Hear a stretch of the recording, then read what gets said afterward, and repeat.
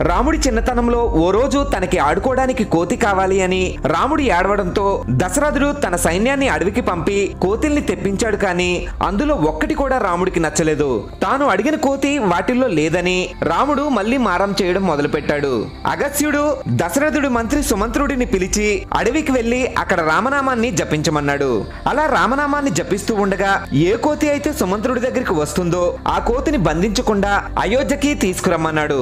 కిష్కిందకి వెళ్లిన సుమంత్రుడు అగస్త్యుడు చెప్పినట్టే రామనామాన్ని జపించడం ప్రారంభించాడు. కిష్కింద అడవుల్లో తన మిత్రులతో పాటు ఆడుకుంటున్న హనుమంతుడు సుమంత్రుడి దగ్గరికి వచ్చి తన్మయత్వంతో రామనామాన్ని జపించడంతో సుమంత్రుడు హనుమంతుడిని అయోధ్యకి తీసుకువచ్చాడు. అయోధ్యకు వచ్చిన హనుమంతుడిని చూసి రాముడు చాలా సంతోషించాడు.